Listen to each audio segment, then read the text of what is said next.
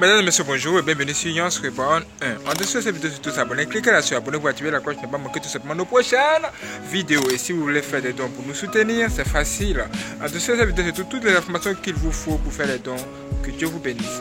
Et la vidéo qui va suivre, c'est un témoignage très puissant que Dieu lui-même veut vous donner aujourd'hui. Que Dieu lui-même vous donne aujourd'hui.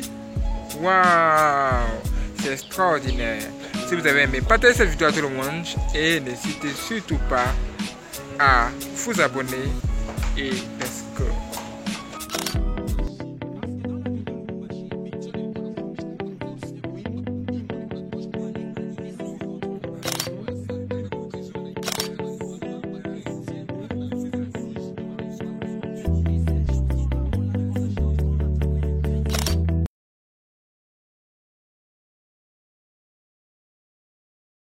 Genèse, chapitre 6. Lorsque les hommes eurent commencé à se multiplier sur la face de la terre, et que des filles leur furent nées, les fils de Dieu virent que les filles des hommes étaient belles, et ils en prirent pour femmes parmi toutes celles qu'ils choisirent. Alors l'Éternel dit, « Mon esprit ne restera pas à toujours dans l'homme, car l'homme n'est que chair, et ses jours seront de 120 ans. » Les géants étaient sur la terre en ces temps-là, après que les fils de Dieu furent venus vers les filles des hommes, et qu'elles leur eurent donné des enfants. Ce sont ces héros qui furent fameux dans l'Antiquité. L'Éternel vit que la méchanceté des hommes était grande sur la terre, et que toutes les pensées de leur cœur se portaient chaque jour uniquement vers le mal.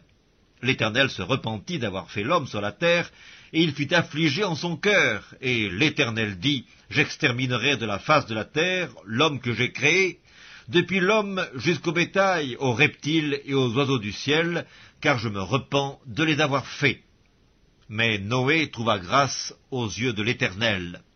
Voici la postérité de Noé. Noé était un homme juste et intègre dans son temps. Noé marchait avec Dieu. Noé engendra 3 fils, Sem, Cam et Japheth. La terre était corrompue devant Dieu, la terre était pleine de violence. Dieu regarda la terre, et voici, elle était corrompue, car toute chair avait corrompu sa voie sur la terre. Alors Dieu dit à Noé, « La fin de toute chair est arrêtée par devers moi, car ils ont rempli la terre de violence. Voici, je vais les détruire avec la terre. Fais-toi une arche de bois de gopher, tu disposeras cette arche en cellules, et tu l'enduiras de poids en dedans et en dehors. Voici comment tu la feras. L'arche aura 300 coudées de longueur, 50 coudées de largeur et 30 coudées de hauteur. Tu feras à l'arche une fenêtre que tu réduiras à une coudée en haut. Tu établiras une porte sur le côté de l'arche, et tu construiras un étage inférieur, un second et un troisième. Et moi, je vais faire venir le déluge d'eau sur la terre pour détruire toute chair ayant souffle de vie sous le ciel. Tout ce qui est sur la terre périra. Mais j'établis mon alliance avec toi. Tu entreras dans l'arche, toi et tes fils, ta femme et les femmes de tes fils avec toi. De tout ce qui vit, de toute chair, tu feras entrer dans l'arche 2 de chaque espèce, pour les conserver en vie avec toi. Il y aura un mâle et une femelle, des oiseaux selon leur espèce, du bétail selon son espèce, et de tous les reptiles de la terre selon leur espèce. 2 de chaque espèce viendront vers toi pour que tu leur conserves la vie.